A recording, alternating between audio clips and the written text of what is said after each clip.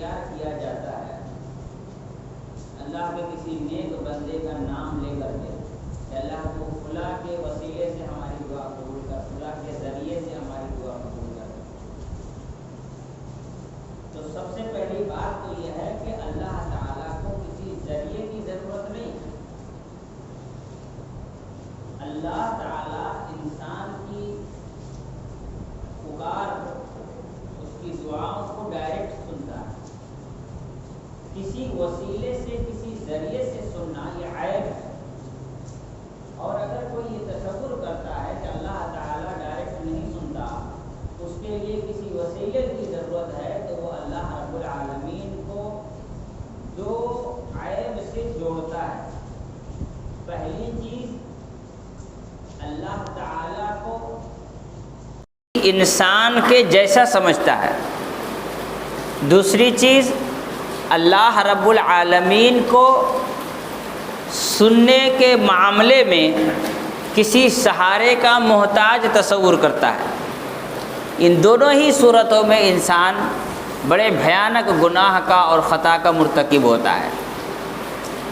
دوسری بات یہ ہے کہ کوئی یہ کہتا ہے کہ نہیں، اللہ رب العالمین ڈائریکٹ سنتا تو ہے، لیکن ہم اتنے گنہگار ہیں کہ ہم کو اپنی مغفرت کے لیے کسی نیک انسان کے سہارے کی ضرورت ہے۔ اللہ ڈائریکٹ سنتا ہے، اللہ ڈائریکٹ دعا بھی قبول کرتا ہے، لیکن ہم تو گنہگار ہیں نا، تو اللہ ہماری بات ڈائریکٹ کیسے سنے گا؟ ہم کو کسی نیک انسان کے سہارے کی ضرورت ہے۔ تو کہنا یہ ہے کہ اللہ تعالیٰ نے ابلیس سے کہا کہ تم آدم کو سجدہ کرو، ابلیس نے سجدہ نہیں کیا۔ اللہ رب العالمین نے ابلیس سے کہا اخرج منہا فإنک رجیم، یہاں سے نکل جاؤ، تم مردود ہو، اب تمہارے لیے ہمارے پاس کوئی جگہ نہیں ہے۔ تو شیطان کہتا ہے ابلیس کہ اللہ تو نے مجھ کو یہاں سے بھگا تو دیا، لیکن میری ایک درخواست ہے۔ کیا؟ انظرنی الی یوم یبعثون، قیامت تک کے لیے مجھے ایک مہلت دے دے۔ ابلیس نے اللہ تعالیٰ سے دعا کی بنا کسی وسیلے کے۔ سوال یہ پیدا ہوتا ہے ابلیس سے بڑا گنہگار کون ہے؟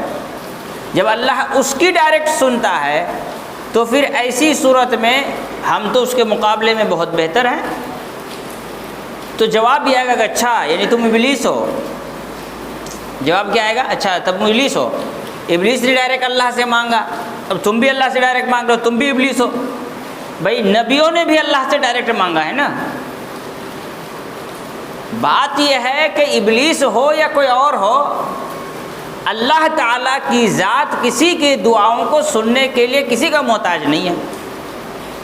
اور اللہ رب العالمین کتنا بھی گنہگار انسان کیوں نہ ہو، اس کو بخشنے کے لیے، معاف کرنے کے لیے، اس کی ضرورتوں کو پوری کرنے کے لیے ہمیشہ تیار ہے۔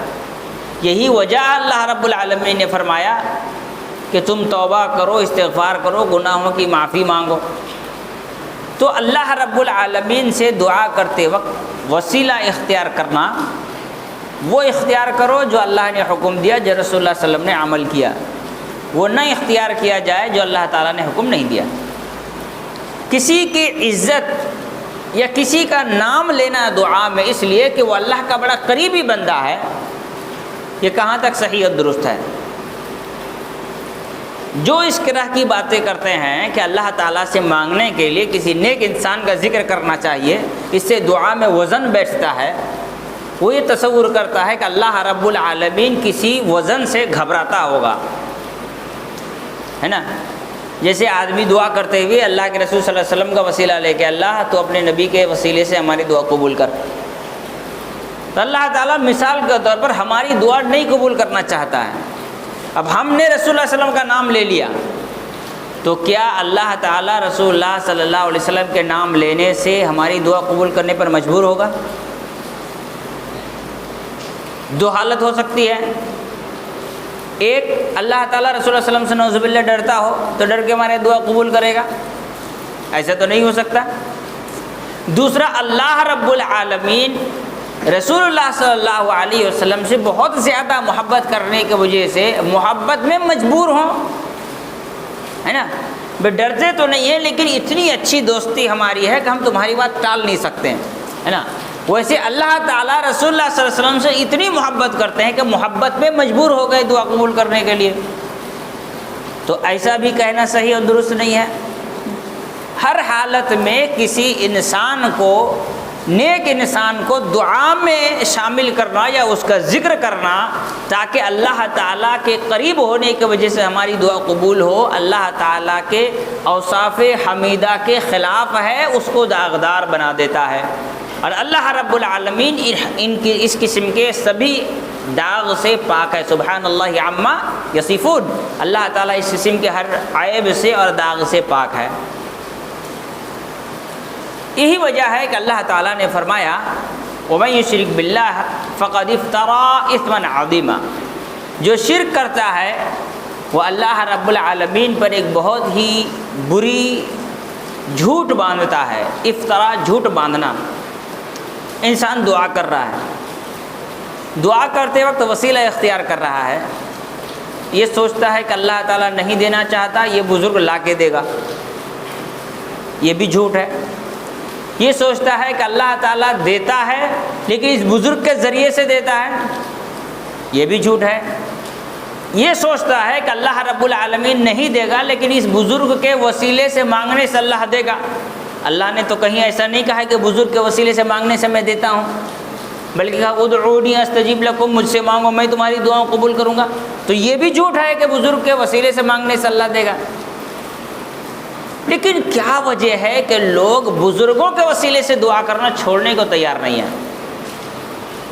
تو اس کی ایک وجہ ہے دلیل، ان کے پاس دلیل ہے۔ اب دلیل دو قسم کی ہے، کچھ دلیل ایسی ہیں جو دلیل تو صحیح ہیں لیکن اس کا غلط مطلب نکالا گیا ہے، اس کا غلط معنی مطلب نکالا گیا ہے، اور کچھ دلیل ایسی ہیں جس سے صاف واضح ہوتا ہے لیکن وہ ساری کی ساری دلیلیں من گھڑت اور بناوٹی ہیں، ضعیف اور موضوع ہیں۔ تو جو صحیح دلیلیں ہیں وہ دو حدیثیں ہیں۔ پہلی حدیث حضرت انس رضی اللہ تعالیٰ عنہ کی۔ حضرت انس رضی اللہ تعالیٰ عنہ کہتے ہیں کہ حضرت عمر بن خطاب رضی اللہ تعالیٰ عنہ کان اذا قحطوا استسقى بالعباس، جب قحط سالی ہوتی تھی یعنی کئی بار ہوا تو حضرت عباس ابن عبد المطلب رضی اللہ تعالیٰ عنہ کے ذریعے سے دعا مانگے۔ فقال، اور کہا، اللہم، اے ہمارے رب، انا کنا نتوسل الیک بنبیک فاستسقینا، کہ اللہ ہم تجھ سے تیرے نبی کے ذریعے سے دعا مانگتے تھے تو تو ہم کو بارش دیتا تھا، پانی دیتا تھا۔ وَإِنَّا نَتَوَسَّلُ إِلَيْكَ بِعَمِّ نَبِيِّكَ فَاسْقِنَا، اب ہم تجھ سے تیرے نبی کے چچا کے ذریعے سے دعا مانگ رہے ہیں تو ہمیں بارش دے۔ قال فیسقون، تو حضرت انس رضی اللہ تعالیٰ عنہ کہتے ہیں کہ ایسی صورت میں بارش ہوتی تھی۔ یہ صحیح بخاری کی حدیث ہے۔ اب یہاں لفظ ہے ہم تیرے نبی کے ذریعے سے، ہم تیرے نبی کے چچا کے ذریعے سے۔ اب بات یہ ہے کہ نبی کے ذریعے سے کا کیا مطلب ہے؟ ہم یہ کہتے ہیں نبی کے ذریعے سے کا مطلب نبی دعا کرتے تھے اور ہم کو پانی ملتی تھی، حضرت عمر رضی اللہ عنہ کہہ رہے ہیں۔ اب نبی چونکہ اس دنیا میں نہیں رہے تو ایسی صورت میں نبی کے چچا کو ہم نے پکڑا ہے، اب ان سے دعا کرنے کے لیے کہہ رہے ہیں، اب وہ دعا کر رہے ہیں تو ہمیں بارش چاہیے، تو اللہ تعالیٰ بارش دیتا تھا۔ اب جو لوگ یہ کہتے ہیں کہ کسی نیک انسان کے وسیلے سے دعا کرنا چاہیے، وہ کہتے ہیں کہ نہیں، یہ تو آپ نے اپنے طرف سے کہہ لیا کہ نبی سے دعا کرنے کے لیے کہا گیا، نبی کے چچا سے دعا کرنے کے لیے کہا گیا، بلکہ یہاں بتا نبی کے ذریعے سے مطلب نبی کا ذکر کر کے، نبی کے وسیلے سے، نبی کا ذات، ان کی عزت کے وسیلے سے۔ اور یہی بات حضرت عباس رضی اللہ تعالیٰ عنہ سے بھی جڑی ہے کہ اب ہم دعا مانگ رہے ہیں کس سے؟ نبی کے چچا کی عزت کے وسیلے سے، نبی کے چچا کے ذات کے وسیلے سے، نہ کہ ان کے دعا کے وسیلے سے۔ تو ان کا یہ کہنا کہاں تک صحیح ہے؟ ان کا یہ کہنا صحیح نہیں ہے۔ اس کے 5 ریزنز ہیں، ہے نا، 5 ریزن ہیں۔ پہلی وجہ یہ ہے کہ حضرت عمر رضی اللہ تعالیٰ عنہ جب دعا مانگ رہے ہیں تو کہہ رہے ہیں کہ اللہ ہم تجھ سے تیرے نبی کے ذریعے سے دعا کرتے تھے، اب تیرے نبی کے چچا کے ذریعے سے دعا کر رہے ہیں۔ سوال یہ ہے کہ نبی کے چچا کے ذریعے کی نوبت کیوں آئی؟ کیا ضرورت پڑی نبی کے چچا کی؟ سوال ہے، کیونکہ جب انسان کوئی وسیلہ پکڑے گا تو بڑا والا پکڑے گا۔ ہر حال میں نبی کے چچا نبی سے تو ہر حال میں چھوٹے ہیں، بھلے چچا ہیں تو کیا ہوا، عمر میں بڑے ہو سکتے ہیں، لیکن نبی کے امتی ہیں، وہ چچا ہیں تو کیا ہوا، نبی کے امتی ہیں۔ تو نبی کے مقابلے میں نبی کے چچا تو ہر حال میں چھوٹے ہو گئے۔ تو ایسی صورت میں حضرت عمر رضی اللہ تعالی عنہ کا حضرت عباس رضی اللہ تعالی عنہ کے وسیلے کی کیا ضرورت پڑی؟ انہیں تو نبی کا وسیلہ کرنا چاہیے، اختیار کرنا چاہیے تھا، لیکن انہوں نے ایسا نہیں کیا، بلکہ نبی کے چچا کا وسیلہ لیا۔ اس کا مطلب یہاں پہ دعا مراد ہے، ان کی ذات مراد نہیں ہے۔ دوسری بات یہ بتائی گئی کہ حضرت عباس رضی اللہ تعالی عنہ کی زندگی میں، یعنی حضرت عمر رضی اللہ عنہ کی زندگی میں کئی بار ایسا ہوا کہ بارش نہیں ہوئی، کئی بار، یہاں تک کہ ایک مرتبہ ایسا ہوا کہ بارش نہیں ہونے کی وجہ سے اندھیرا چھانے لگا تھا چاروں طرف، بھوک اور دھوپ کی وجہ سے لوگوں کو دکھائی کم دیتا تھا۔ تو اس سال کا نام عام الرماد پڑ گیا تھا، یعنی کوئلہ والا سال۔ تو ایسی صورت میں حضرت عمر رضی اللہ تعالی عنہ کا یہ حضرت عبداللہ ابن حضرت عباس رضی اللہ تعالی عنہ کا وسیلہ اختیار کرنا اس بات کی دلیل ہے کہ وہ دعا ہے۔ کیوں؟ اس لیے کہ نبی کے انتقال کے بعد ان کی عزت باقی رہتی ہے، ختم ہو جاتی ہے، باقی ہے۔ جب عزت باقی ہے نبی کے انتقال کے بعد، تو انتقال کے بعد بھی تو کہہ سکتے تھے اللہ تو اپنے نبی کے وسیلے سے دعا کر، جیسے آج لوگ کرتے ہیں۔ تو حضرت عمر رضی اللہ عنہ نے ایسا کیوں نہیں کیا؟ تیسری بات یہ بتائی گئی کہ جب کسی انسان کے وسیلے سے دعا کی گئی نا، ان کی عزت کے وسیلے سے، تو سوال یہ پیدا ہوا کہ حضرت عباس رضی اللہ تعالیٰ عنہ کے وسیلے سے کئی بار دعا مانگی گئی، یعنی حضرت عباس رضی اللہ تعالیٰ عنہ کی موجودگی میں کئی مرتبہ قحط سالی ہوئی، بارش رک گئی۔ اگر کسی انسان کا وسیلہ لیا جا رہا ہے، اب وہ انسان اتنا عظیم ہے کہ اس کا صرف نام لینے سے بارش ہو رہی ہے، تو ان کی زندگی میں بارش دو بار 3 بار کیوں رکی بھائی؟ تب بارش رکنا نہیں چاہیے تھا نا، جب تک حضرت عباس رضی اللہ عنہ زندہ ہیں ان کے زندگی میں بارش رکنا نہیں چاہیے۔ اتنا عظیم انسان، اللہ تعالیٰ بارش نازل نہ کرے، یہاں تک کہ بھوک اور دھوپ کی وجہ سے انسان کو سب چیز کالا کالا نظر آنے لگ جائے، آنکھ کی روشنی کم ہونے لگ جائے، تو انسان کا اتنا اونچا مقام پر ہونا کہ بس نام لینے سے دعا قبول ہوتی ہے، تو اس کے زندہ رہتے ہوئے بارش کیوں رکی؟ بارش نہیں رکنا چاہیے تھا، اور ایسا ایک بار نہیں کئی مرتبہ ہوا۔ تو اس کا مطلب یہ ہوا کہ یہاں پہ دعا مراد ہے، انسان کی اپنی عزت شان و شوکت مراد نہیں ہے۔ چوتھی چیز یہاں پر یہ ہے کہ حضرت عمر رضی اللہ تعالی عنہ حضرت عباس رضی اللہ تعالی عنہ کو لے کر میدان گئے، وہاں جا کر کے دعا کی، استسقاء کی نماز پڑھی۔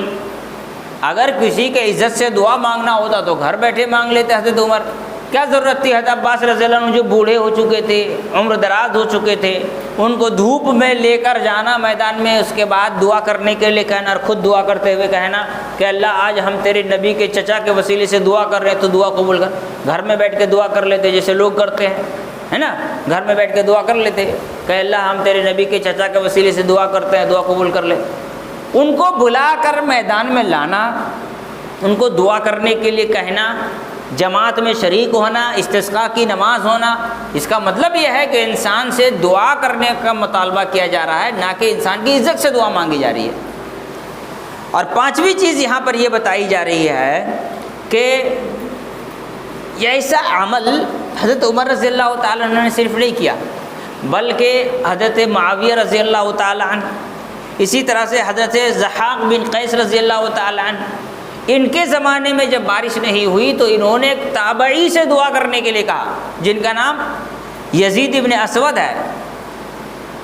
تابعی صحابی کے مقابلے چھوٹے ہیں، صحابی تابعی سے کہہ رہے ہیں کہ آپ دعا کیجئے۔ اگر کسی انسان کی عزت کا مطالبہ ہوتا، کسی انسان کی عزت کے ذریعے سے دعا مانگنی ہوتی، تو صحابی تابعی کو کیوں کہتے بھائی؟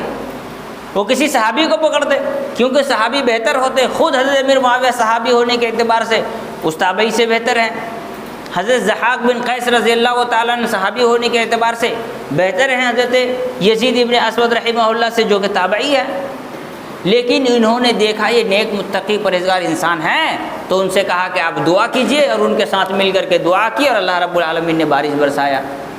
یہ 5 ریزن ہمیں بتلاتے ہیں کہ کسی انسان کی عزت کے ذریعے سے دعا مانگنا شریعت میں نہیں ہے، بلکہ یہاں کیا مراد ہے، کسی نیک انسان کو دعا کرنے کے لیے کہنا اور ان کے دعا کو سہارا بنانا، انسان کو نہیں، ان کے دعا کو سہارا بنانا، کیونکہ رسول اللہ صلی اللہ علیہ وسلم نے کیا فرمایا، الدعاء سلاح المؤمن، دعا کیا ہے، مومن کے لیے ہتھیار ہے۔ تو آدمی ہتھیار کو سہارا بنائے گا کہ اس کمپنی کو، آدمی لڑے گا تو ہتھیار لے کے لڑے گا، کمپنی لے کے لڑے گا، کمپنی میں کیا رکھا ہے، کمپنی سے تھوڑی کچھ ہوگا، ہتھیار کے ذریعے سے آدمی لڑتا ہے۔ تو آدمی جب راستے میں اترا بارش مانگنے کے لیے اللہ رب العالمین سے، تو سہارا اس انسان کو لے گا کہ اس کے دعا کو لے گا۔ اس انسان کو اگر سہارا لینا ہوتا تو پھر استسقاء کی نماز پڑھنے کی ضرورت نہیں پڑتی، میدان آنے کی ضرورت نہیں پڑتی، دھوپ میں تپتے ہوئے دھوپ میں ننگے پاؤں کھڑے ہونے کی ضرورت نہیں پڑتی۔ استسقاء کی جب نماز پڑھی جاتی ہے تو پھٹے پرانے گندے کپڑے پہن کر جاتے ہیں، فقیر کے لباس میں جاتے ہیں، اتنا سب کچھ کیوں کرنے کی ضرورت پڑتی؟ ایسے ہی ہاتھ اٹھا کے دعا کر لیتے ہیں، اللہ تو اپنے نبی کے وسیلے سے دعا قبول کر لے۔ جب آج 1450 سال بعد آدمی نبی کے وسیلے سے دعا کر سکتا ہے تو پھر حضرت عمر رضی اللہ تعالیٰ عنہ تو 12 سال 13 سال کے بعد کا واقعہ ہے۔ حضرت عمر رضی اللہ عنہ رسول اللہ صلی اللہ علیہ وسلم کے وسیلے سے دعا نہیں مانگی، جبکہ وہ زیادہ قریب تھے رسول اللہ صلی اللہ علیہ وسلم کے، رسول اللہ علیہ وسلم کے سسر تھے۔ تو یہ دلائل اس حدیث سے پکڑنا کہ اللہ کے رسول صلی اللہ علیہ وسلم کے ذریعے سے دعا کرنے کی جو بات کہی حضرت عمر رضی اللہ تعالیٰ عنہ نے، یا حضرت عباس رضی اللہ تعالیٰ عنہ کے ذریعے سے دعا کرنے کی جو بات کہی، یہاں مطلب ہے ان کے دعا کے سہارے سے اللہ تعالیٰ سے مدد مانگی گئی، نہ کہ اس انسان کے سہارے سے اللہ رب العالمین سے مدد مانگی گئی۔ ایک دوسری حدیث ہے، اس حدیث میں بھی اسی طرح کی بات موجود ہے۔ وہ حدیث ضریر کے نام سے مشہور ہے۔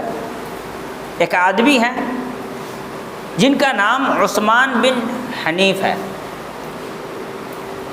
وہ آئے اللہ کے رسول صلی اللہ علیہ وسلم کے پاس، وہ کہتے ہیں کہ ایک آدمی ضریر النظر کا مطلب ہوتا ہے اندھا، ایک اندھا آدمی رسول اللہ علیہ وسلم کے پاس آئے، کہا ادعو اللہ ان یعافینی، اللہ تعالیٰ سے دعا کیجئے کہ اللہ تعالیٰ مجھ کو عافیت دے دے، میری دیکھنے کی طاقت مجھ کو واپس کر دے۔ فقالا، تو رسول اللہ صلی اللہ علیہ وسلم نے فرمایا ان شئت دعوت لک، اگر تو چاہے تو میں تیرے لیے دعا کروں گا، وَإِن شِئْتَ صَبَرْتَ فَهُوَ خَيْرٌ لَكَ، اگر تو چاہے تو تو صبر کرے، یہ تیرے لیے بہتر ہے۔ کیوں بہتر ہے بھائی؟ آدمی صبر کرے گا تو اللہ تعالیٰ اس کے لیے جنت رکھا ہے۔ اللہ کے رسول صلی اللہ علیہ وسلم نے فرمایا جس آدمی کو اس کے 2 پیاری چیزیں یعنی 2 آنکھوں کے ذریعے سے آزمایا گیا، من ابتلی بحبیبتیہ، جس کو اس کی 2 پیاری آنکھوں کے ذریعے سے اللہ تعالیٰ نے کیا کہتے ہیں آزمایا اور اس نے صبر کیا، تو اللہ تعالیٰ نے اس کے لیے جنت رکھا ہے۔ تو رسول اللہ صلی اللہ علیہ وسلم نے کیا کہا؟ تم صبر کرو، تمہارے لیے بہتر ہے۔ فقال ادعو، تو اللہ کے رسول صلی اللہ علیہ وسلم نے جب کہا تم صبر کرو تو بہتر ہے، تو انہوں نے کہا کہ نہیں، مجھے آنکھ چاہیے، لہٰذا آپ میرے لیے دعا کیجیے۔ فقال، رسول اللہ صلی اللہ علیہ وسلم نے فرمایا فامرہ ان یتوضا، تو رسول اللہ صلی اللہ علیہ وسلم نے ان کو حکم دیا کہ وہ وضو بنائیں۔ فیحسن وضوءہ، پھر اچھی طرح سے وضو بنائیں، یعنی وضو بنائیں تو ایک دم اچھی طرح سے، اطمینان کے ساتھ ایک دم اچھی طرح سے، اسباغ وضو جس کو کہا جاتا ہے، ایک دم ڈھنگ سے دھیان دے کر صحیح سے وضو بنائیں کہ وضو بناتے وقت کوئی جگہ چھوٹ نہ جائے۔ فیصلی رکعتین، اور 2 رکعت نماز پڑھے۔ ویدعو بہذا الدعاء، اور 2 رکعت نماز پڑھنے کے بعد اس دعا کو پڑھے، اللہم انی اسألک، اے اللہ میں تجھ سے مانگتا ہوں، وَأَتَوَجَّهُ إِلَيْكَ بِنَبِيِّكَ، تیرے طرف متوجہ ہوتا ہوں تیرے نبی کے ذریعے سے، محمدین نبی الرحمہ، جو محمد صلی اللہ علیہ وسلم ہے رحمتوں والے نبی ہیں۔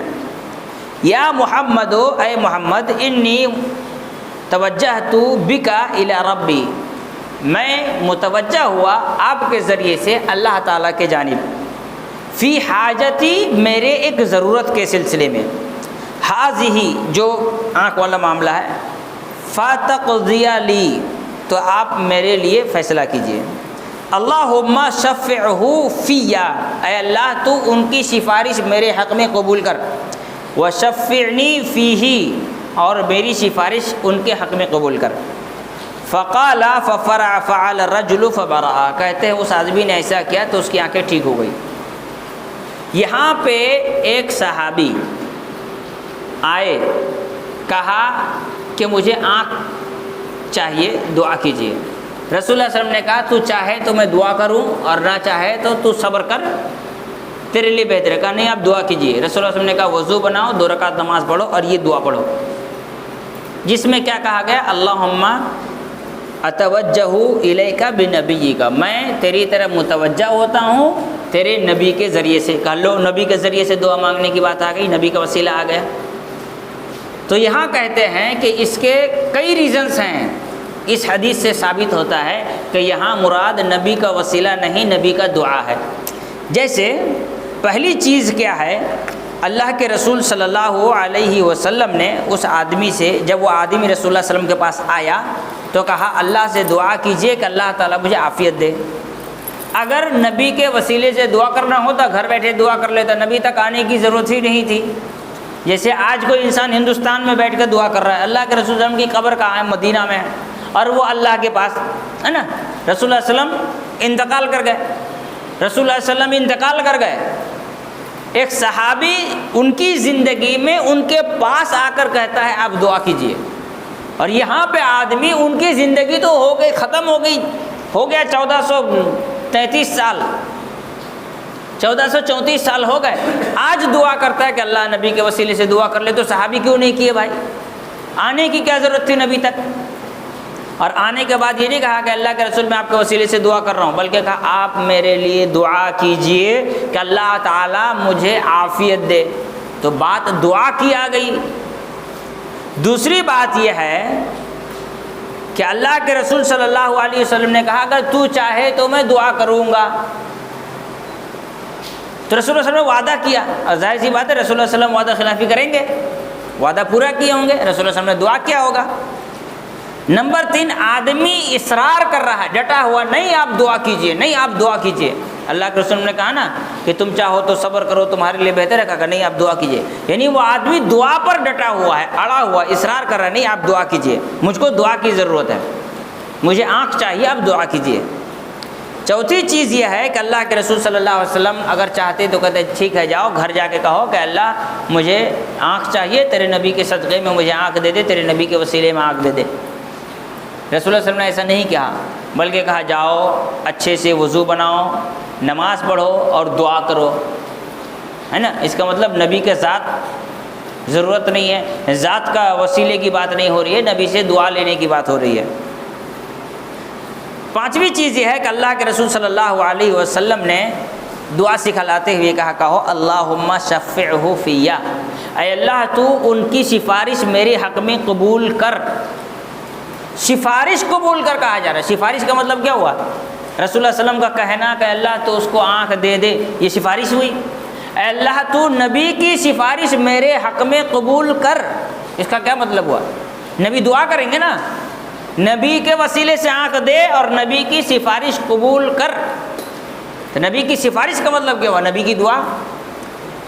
چھٹی چیز یہ ہے کہ اللہ کے رسول صلی اللہ علیہ وسلم نے اور کیا کہا؟ وَشَفِّعْنِي فِيهِ، میری سفارش ان کے حق میں قبول کر۔ یہ لو بات الٹی ہو گئی، پھر صحابی سے کیا کہا؟ دعا کرتے ہوئے کہو کہ میری سفارش نبی کے حق میں قبول کر۔ میری سفارش کیا؟ کہ اللہ جب میرے لیے رسول اللہ صلی اللہ علیہ وسلم دعا کریں تو ان کی دعا قبول کیجئے، تو یہ تو نبی کی سفارش کر رہا ہے۔ تو اگر عزت کی بات ہوتی کہ بھائی نبی کے عزت کے ذریعے سے دعا کی جاتی ہے، نبی کے وسیلے سے دعا کی جاتی ہے، نبی کے صدقے پہ دعا کی جاتی ہے، تو یہاں پہ تو نبی کے دعا کے قبولیت کے لیے یہ خود سفارش کر رہا ہے کہ اللہ جب رسول میرے لیے دعا کرے تو ان کی دعا قبول کرنا، وَشَفِّعْنِي فِيهِ، اور میری سفارش ان کے حق میں قبول کر۔ اس کا مطلب کیا ہو رہا ہے؟ دعا کسی کی عزت اگر ہوتی تو نبی کو کسی صحابی کی عزت کی ضرورت ہے؟ نبی کو اپنی دعا قبول کروانے کے لیے کسی صحابی کے وسیلے کی ضرورت ہے؟ نہیں۔ اس کے علاوہ بھی کئی موقع پر یہ بات سمجھ میں آتی ہے کہ جیسے حضرت عبداللہ ابن عمر رضی اللہ عنہ سے رسول اللہ صلی اللہ علیہ وسلم نے کہا کہ عبداللہ تم میرے لیے دعا کرو۔